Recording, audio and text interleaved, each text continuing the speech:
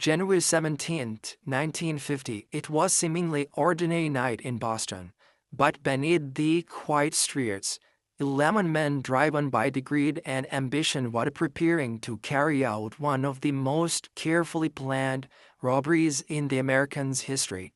In less than 35 minutes, they would disappear with billions of dollars in cash and valuable worth more than $30 million today.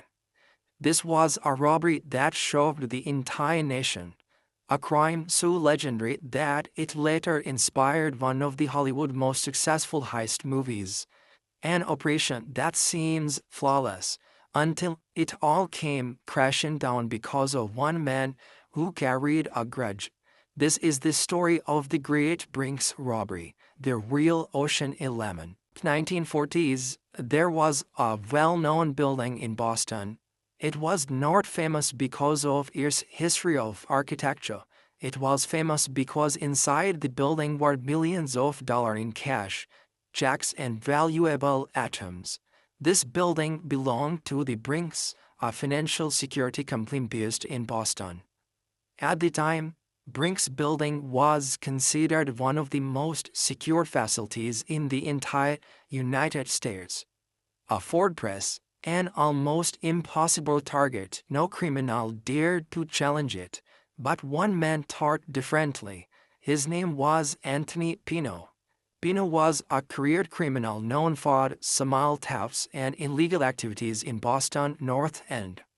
For years, he had lived in the criminal world, and slowly an idea began forming in his mind.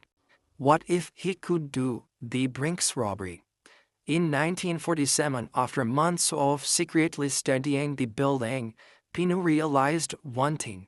He could not do it alone. A robbery this big required a team, but not just any team. He needed experienced criminals, men with different skills who could execute a perfect plan. So, he approached Joseph McNiss, a respected figure in Boston underworld. Joseph was the man who knew the city criminal networks and commanded loyalty from the other criminals. Together, they started building their crew. They recruited Joseph Spaces, O'Kelly, and Stanley Isabella, two true men who known for their intimidations and strength. Vincent Courts, Pino's brother-in-law, as the lookout. John Benefield, a trusted associate of the McNiss, was chosen as the gateway driver.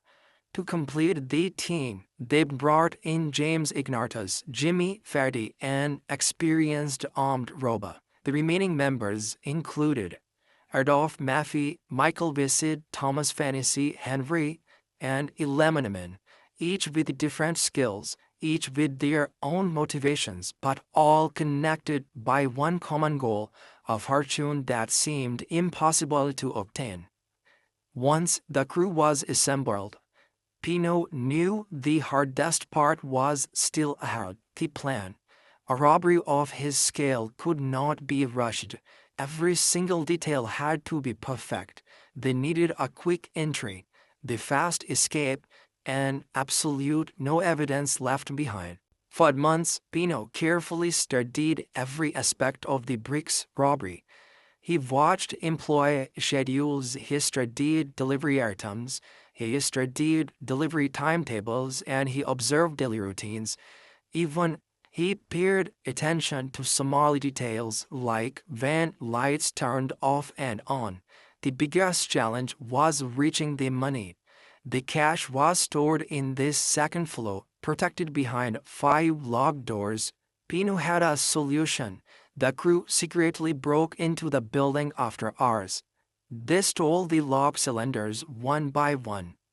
Then they used those cylinders to create duplicate keys. After making copies, they carefully returned to the original locks. Their goal was simple: leave absolutely no sign that they had ever been there. They also stole a 1949 green Ford stake body truck that would become their escape vehicle. Throughout November and December 1949, the crew practiced their gateway route and repeatedly repeated. Every turn, every stop, every movement, they wanted everything to happen automatically. They even prepared disguise, navy passports, gloves, Jaffa caps, and robber Halloween masks to hide their faces. They made several attempts before the actual robbery, but every time they backed out. They were waiting for the perfect moment. Finally, the moment arrived. In January 17, 1950, the crew gathered in Roxbury, Boston. They loaded themselves into that truck and slowly drove toward the target Bricks building. The crime of the century was about to begin. Inside the Bricks building, everything was quiet. The crew entered with precision and confidence. They knew exactly what they had to do.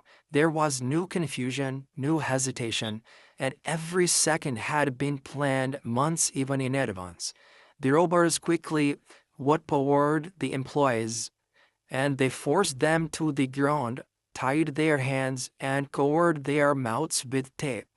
The entire operation moved like a machine.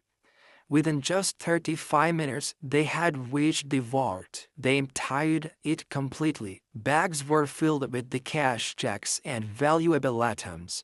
A total amount stolen was around $1.5 million, an enormous amount of money at that time. Then, just as planned, they disappeared into the night. The perfect robbery had been completed, or at least that is what they believed.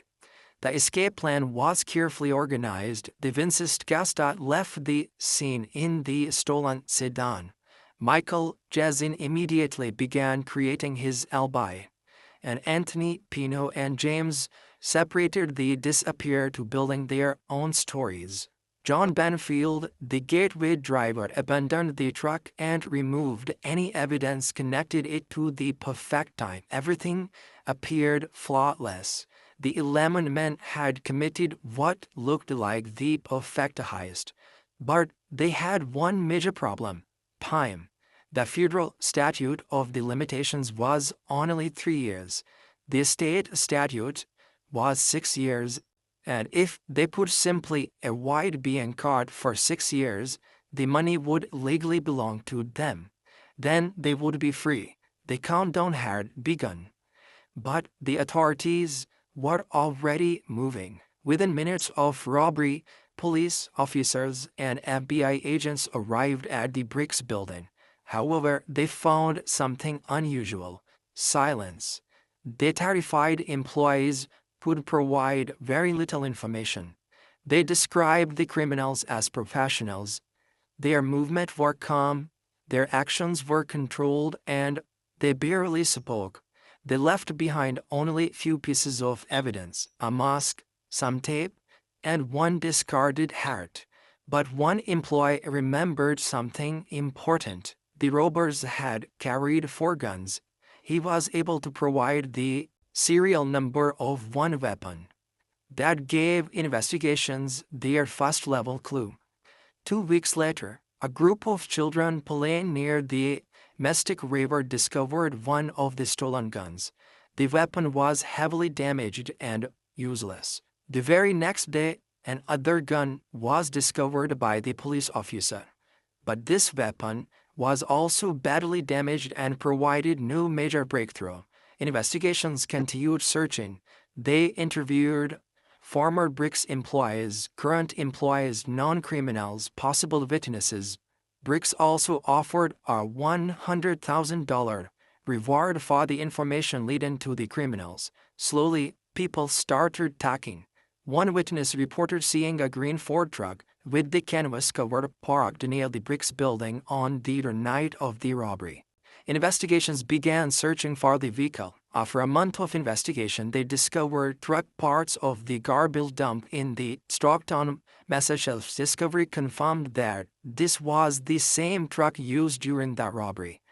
But the evidence only led investigations toward the suspects: Joseph Sapes, Okele, and Stanikele Quishia. When questioned, the two men claimed that they had simply been drinking in Boston around 7 p.m. on that night of the robbery. With no solid evidence against them, authorities had no choice, and they had let them go. Beginning in June 1950, problems started appearing within Pino's crew. Pulling off the Brinks robbery was extremely difficult, but staying hidden for 6 years would prove even harder. Two members of the crew could not stay away from the crime. Okele and Goshisha continued commit burglaries, which they called road trips. During one of these trips in Pennsylvania, the two men were caught and arrested. Okele received a sentence of 3 years, and Goshisha faced 5 to 20 years in prison. While they were behind the bars, FBI agents noticed something strange. The two were not writing letters to their families. Instead, they were contacting a group of criminals in Boston and asking them for money to support their legal defense. That group included Anthony Pino, Joseph Adolph, and Henry, the same men who had been questioned after the Brinks robbery. Now, months later, they were secretly communicating again. Investigations immediately became suspicious. Something was not right. Authorities brought the suspects back to questioning. Pino claimed that on the night of the robbery, he stayed home until around 7 p.m., and after that, he went to the nearby liquor store owned by none other than Joseph Mimicus. His story was supported by a Boston police officer who happened to be at the store. Maffei could not provide a clear alibi. Baker claimed he had eaten dinner with his family and then left around 7 p.m. for a toward walk. He insisted he saw nobody during that time, and James claimed that he had been drinking between 5 p.m. to 7:45 p.m. John Benefit said he had been drinking since the New Year's Eve. However, his former girlfriend claimed she saw his completely sober on that night of the robbery.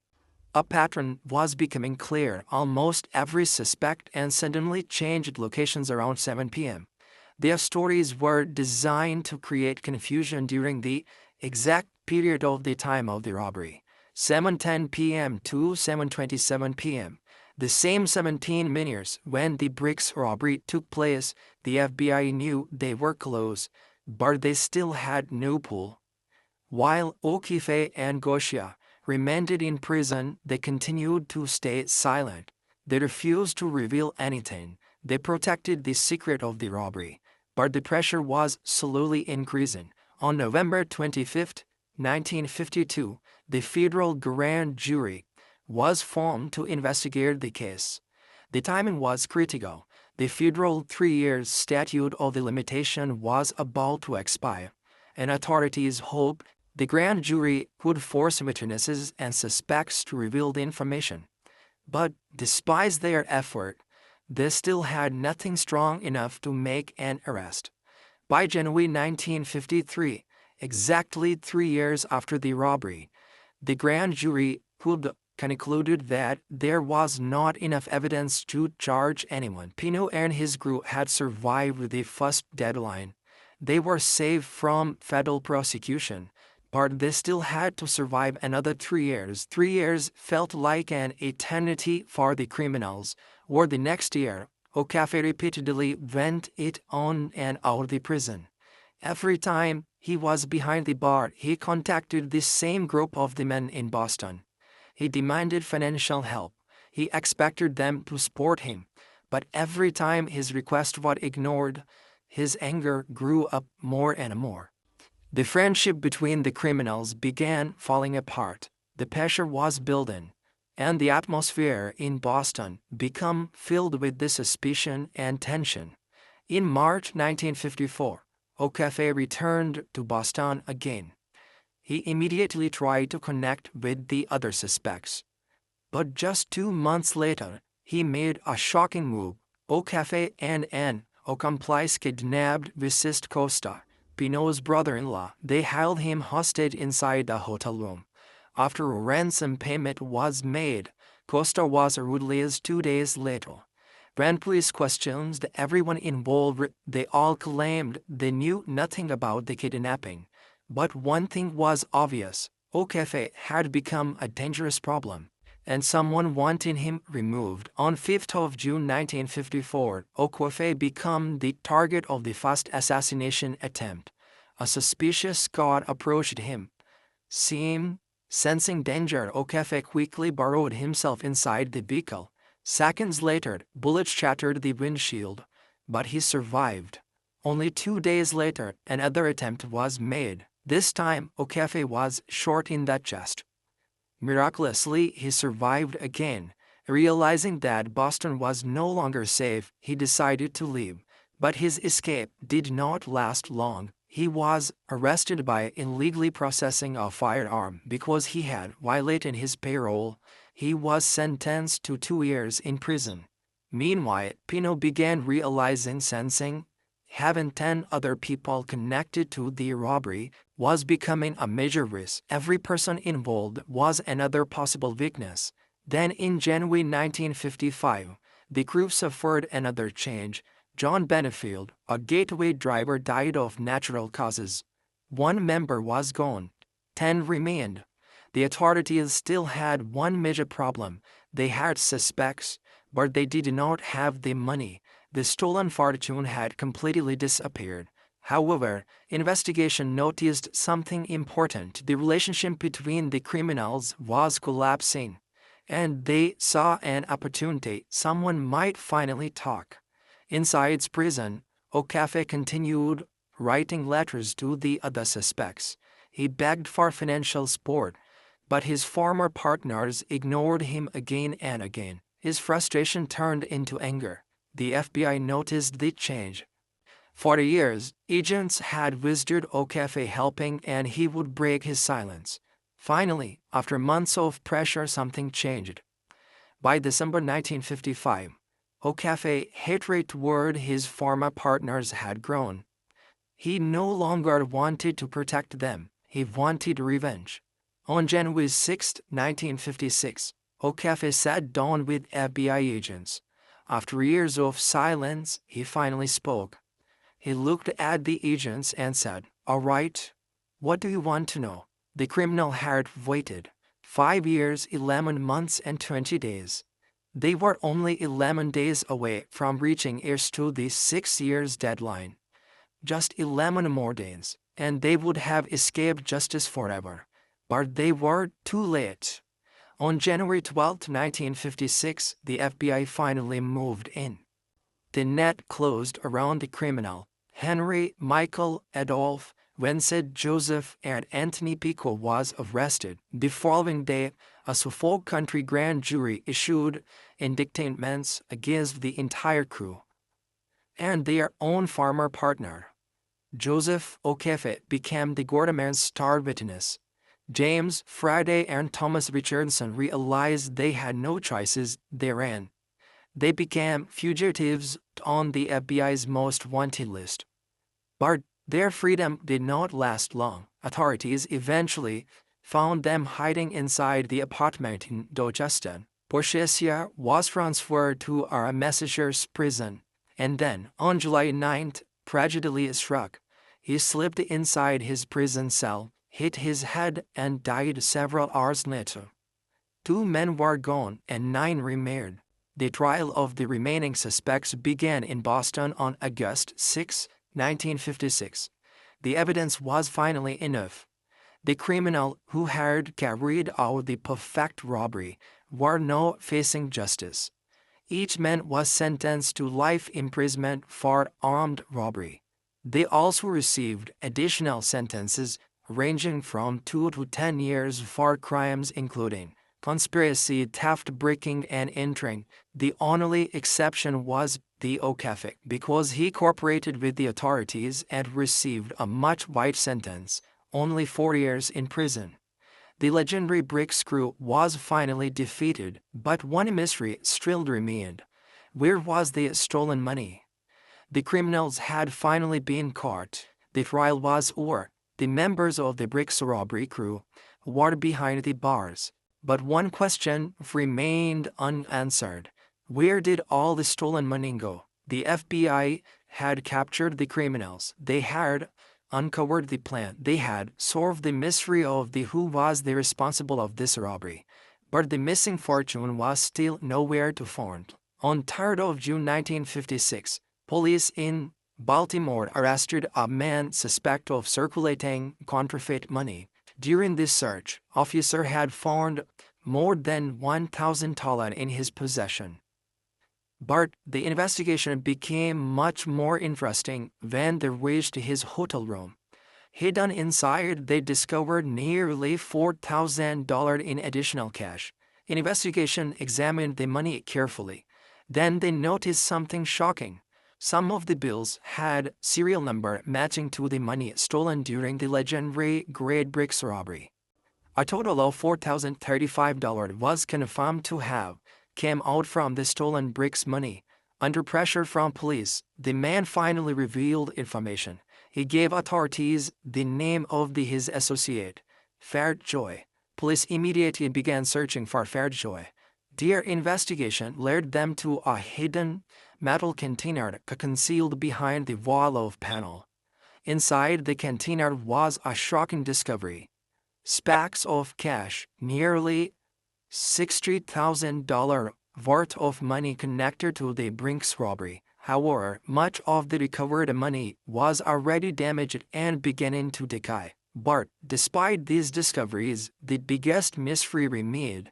The majority of the stolen fortune was never recovered. More than $1.1 million from the original robbery disappeared forever. To this day, nobody knows the exact the missing money went. Some believe it was hidden somewhere and never found. Others believe it was secretly spent with the years. The truth may be disappeared with the criminals themselves.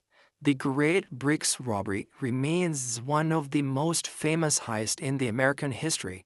Even criminals planned for years. They studied carefully every single detail. They created disguises, and for almost 6 years they came incredibly close getting away with the perfect crime. But in the end, greed, mistrust, and betrayal destroyed them. One man's anger brought down entire criminal empire.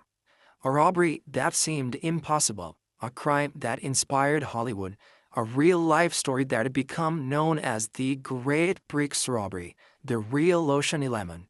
So please like and subscribe this channel for more updates.